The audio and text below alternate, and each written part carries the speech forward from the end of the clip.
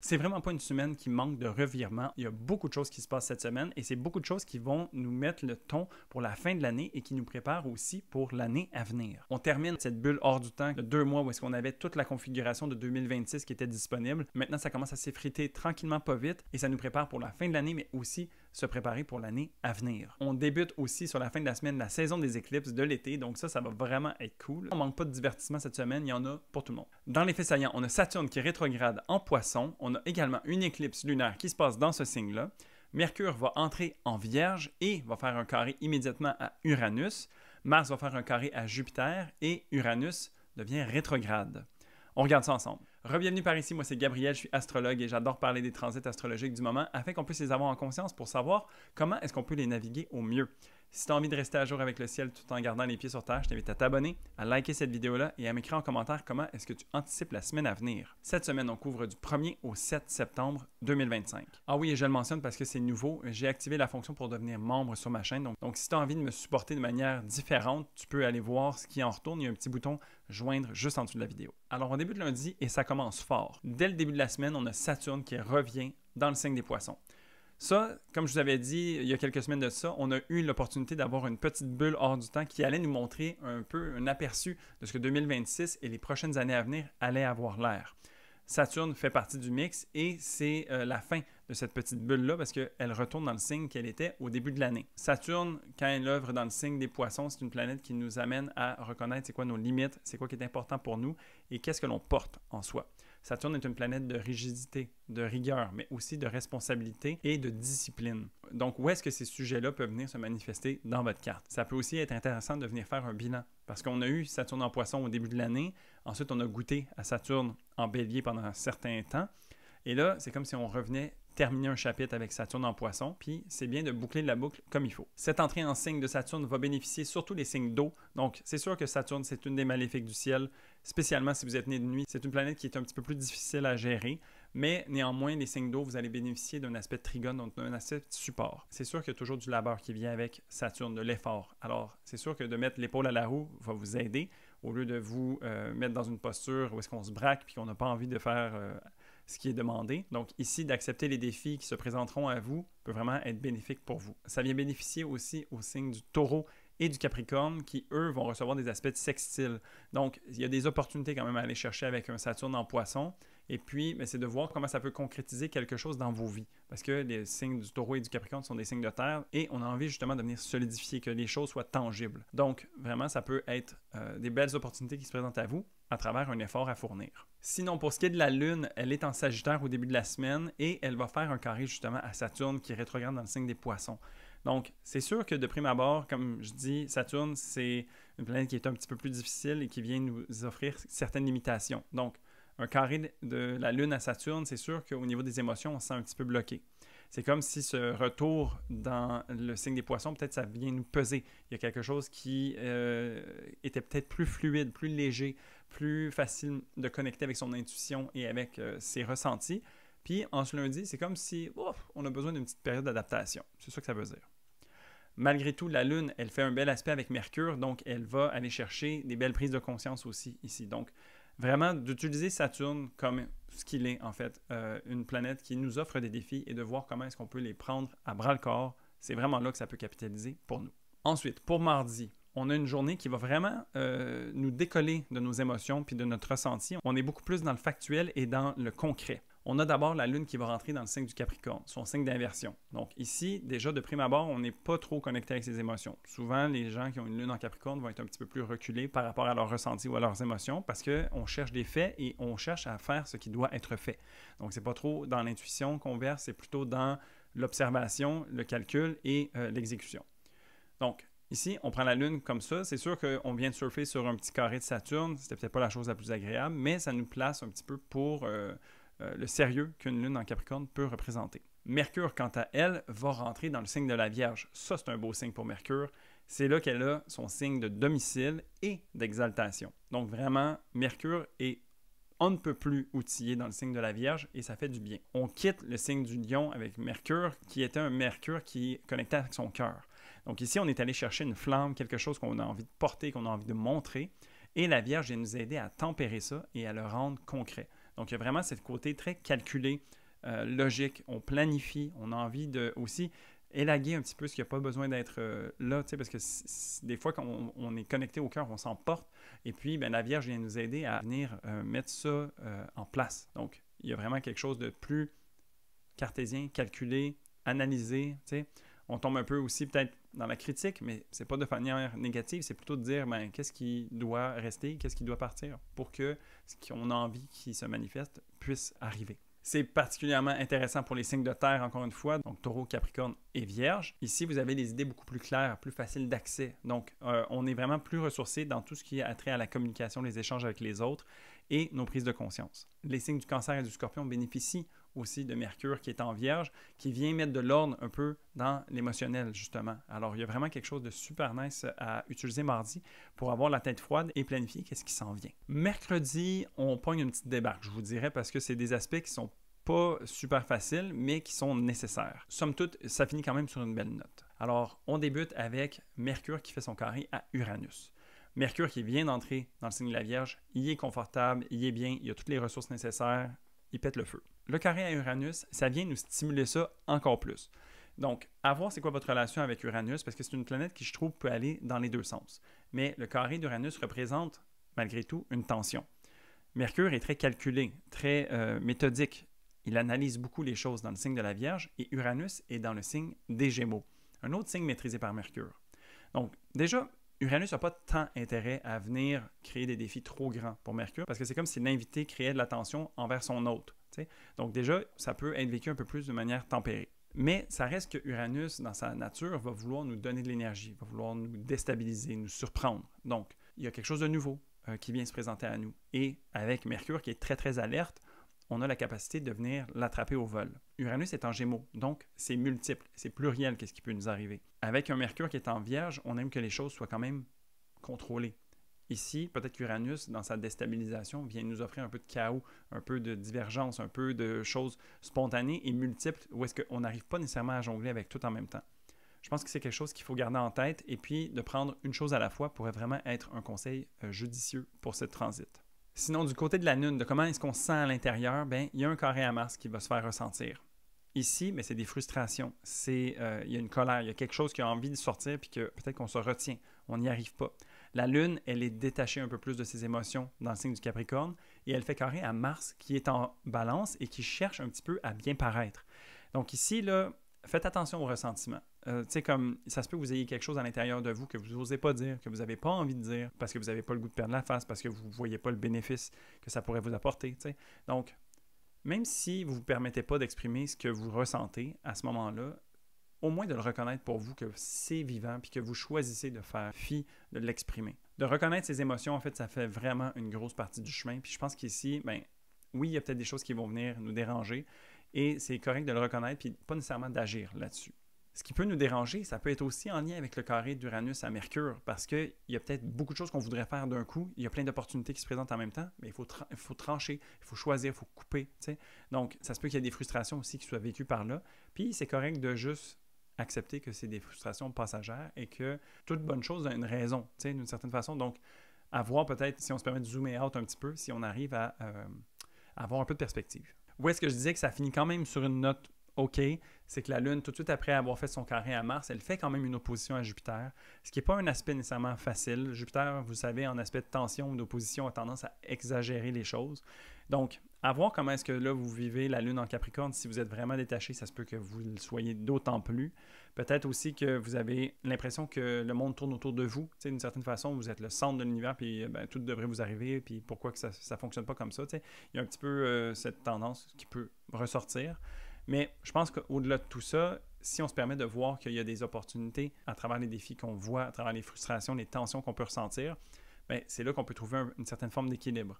Moi, ce que je trouve qui est aussi un fil d'argent à travers cet aspect-là, c'est que la Lune, elle maîtrise Jupiter à ce moment-là qui est en Cancer, et Jupiter en Cancer est quand même une planète exaltée. Donc, il y a quand même du bon. Il y a des ressources. Malgré que la Lune est appauvrie en termes de ressources dans le signe du Capricorne, Jupiter est là pour lui donner un petit coup de boost aussi. Donc, vraiment, trouver le juste milieu entre les deux, puis voir comment est-ce qu'on peut s'offrir une certaine forme d'expansion, malgré que c'est peut-être pas comme ça qu'on le ressent au moment T. Ensuite, pour jeudi, c'est une journée qui va quand même plutôt bien. Puis, ben, encore là, c'est à double tranchant, mais il y a vraiment de la drive dans l'air. La Lune, avant d'entrer en Verseau, elle va faire un sextile à Saturne. Donc ici, au début de la semaine, c'était peut-être un petit peu plus compliqué. On avait le carré de Saturne qui venait nous bloquer, nous mettre les bâtons dans les roues. Donc ici, après avoir mis les efforts nécessaires, on vient récolter un petit peu. T'sais? Donc, il y a quelque chose qui se met en place. On se responsabilise. On commence à comprendre un petit peu plus l'enjeu global. Et Saturne est l'autre de la Lune pendant son transit en Capricorne. Donc, il y a vraiment quelque chose de bénéfique ici. Il y a comme un échange de ressources. La Lune, encore une fois, un peu comme Jupiter lui donnait des ressources, Saturne vient l'aider aussi. Et il y a quelque chose à aller chercher ici. Pas longtemps après, la Lune va aller en Verseau, puis là, je vais skipper, sauf qu'on fait des aspects positifs à toutes les planètes transsaturniennes, donc Neptune, Uranus et Pluton. Il y a quelque chose de nouveau ici. On s'allège d'une certaine façon. On a terminé la bulle hors du temps et maintenant, c'est de voir comment est-ce qu'on va le concrétiser. D'ici à ce que tout se remette en place en 2026, qu'est-ce qu'on peut faire maintenant pour intérioriser tout ça, intégrer, voir qu'est-ce qui a besoin de rester, qu'est-ce qui a besoin de changer. Il y a vraiment comme une mise à jour, une mise au point qui se fait pour la fin de l'année et qui nous prépare tranquillement pas vite pour 2026. Sinon, on termine la journée avec un fait saillant, donc c'est Mars qui fait son carré à Jupiter. Ici, c'est là que je dis que c'est à double tranchant. Jupiter amplifie les choses, Mars est une planète qui en a dedans. Donc ici, c'est à voir. Est-ce que ça amplifie la colère? Est-ce que ça amplifie le ressentiment qu'on aurait pu ressentir un peu plus tôt cette semaine? Est-ce que ça nous gonfle l'ego, où on a beaucoup plus d'aplomb puis comme d'assurance pour aller faire valoir son point? Ici, ça serait de voir comment est-ce que ça va se présenter. Mars, elle est dans le signe de la balance, donc elle est en inversion et elle a tendance à être un petit peu plus diplomatique, un petit peu plus posée. Elle cherche le bien paraître aussi à travers tout ça.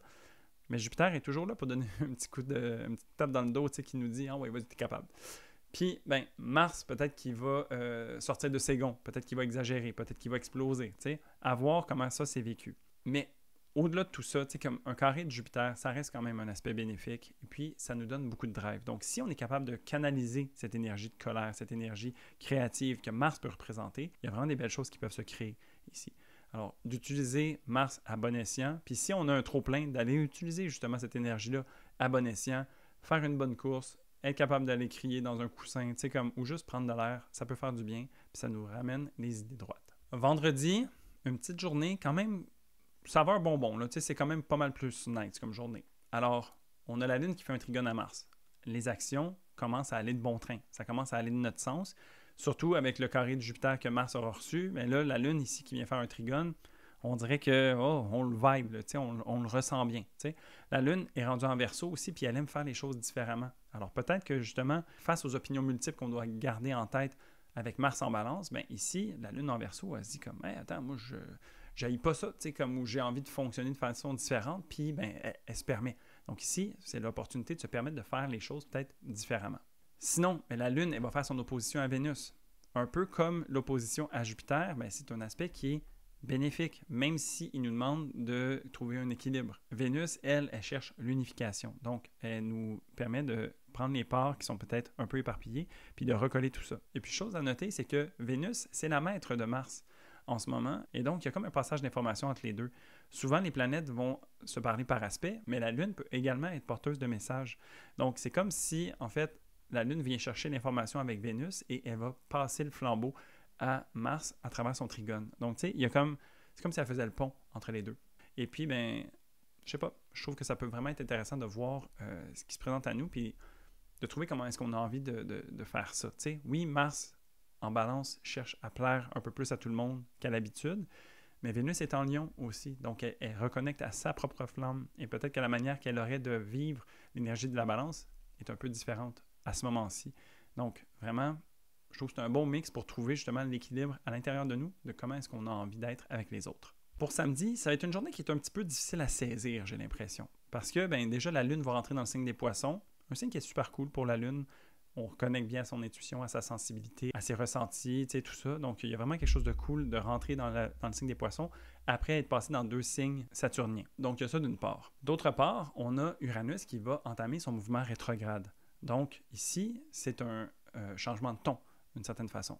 La rétrogradation de Uranus va venir faire en sorte que les déstabilisations, les surprises, les choses qui nous étonnent ou qui nous donnent de l'énergie de l'extérieur va se tourner vers l'intérieur. Donc, on a beaucoup plus de mouvement peut-être à l'intérieur, où est-ce qu'on a besoin de s'observer soi-même et savoir comment est-ce qu'on a envie de se positionner par rapport à ce qui est en train de changer. Uranus qui se sera trempé le pied dans le signe des Gémeaux, qu'est-ce que ça l'a modifié chez nous? Qu'est-ce que c'est venu apporter? Et donc, c'est de voir en fait que les événements qu'on a pu voir autour de soi, comment est-ce qu'on peut venir voir comment est-ce que nous, on s'est senti à travers tout ça. C'est très subtil. Les rétrogradations des planètes transsaturniennes, moi, je ne suis pas comme genre « Ah, wow, c'est un événement majeur », tu sais.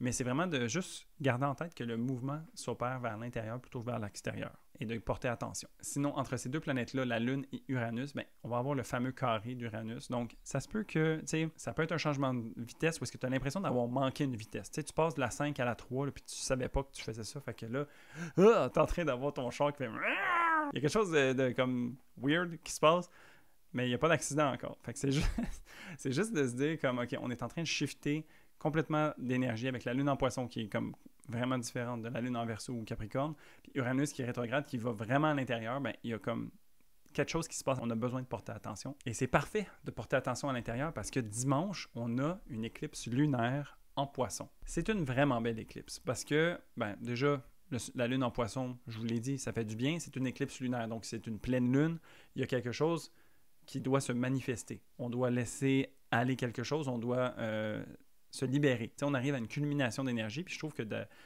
cette lune qui arrive en Poisson, on dirait qu'elle culmine déjà d'elle-même. Ensuite, on a le soleil en Vierge, on a Mercure qui est en Vierge aussi en coprésence. Donc ça, c'est vraiment cool aussi, ça fait du bien. Ce qui est vraiment particulier aussi, qui fait du bien, c'est que le maître de cette éclipse lunaire, c'est Jupiter qui est en Cancer. Ici, on a une réception mutuelle entre Jupiter et la Lune. Chacune est dans le domicile de l'autre. Et donc, il y a un partage de ressources encore plus fort. D'autant plus que Jupiter, elle est exaltée dans le signe du Cancer. Donc, vraiment, il y a beaucoup de ressources ici. Je remarquais aussi que à travers ce cycle d'éclipses-ci, entre la Vierge et le Poisson, on n'a que des éclipses lunaires en Poisson. On n'aura jamais de nouvelle lune ou d'éclipse solaire en Poisson. Et donc, c'est vraiment comme si l'énergie du Poisson nous portait vers l'avant. On a besoin de se libérer, de nettoyer les choses. On n'est pas en train de commencer quelque chose de nouveau, d'une certaine façon, avec ce cycle d'éclipse.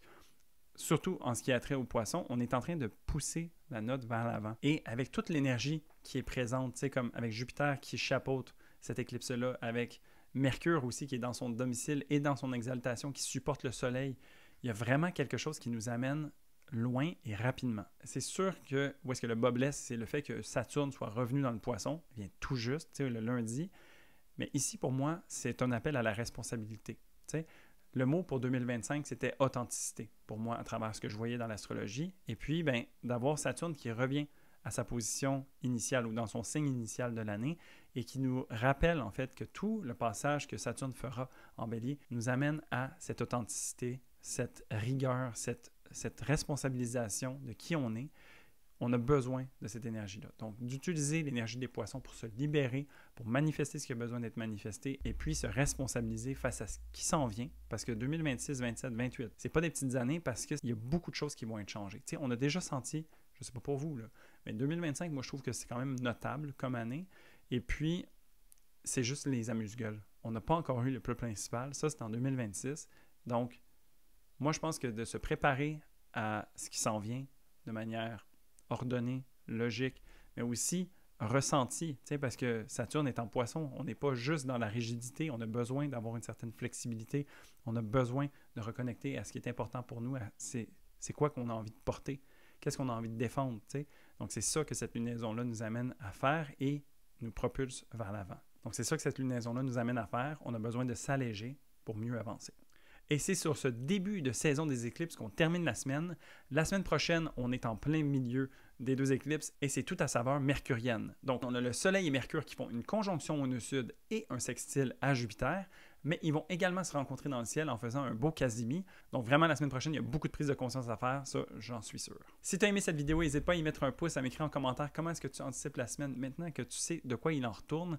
Sinon, moi, j'ai mon calendrier qui est ouvert pour le mois de septembre. Et puis, comme je vous disais, je vais avoir beaucoup plus de disponibilité à partir de octobre. Mais sinon, moi, ça me fait plaisir de vous retrouver à chaque semaine ici et je vous dis à la semaine prochaine dans une nouvelle vidéo.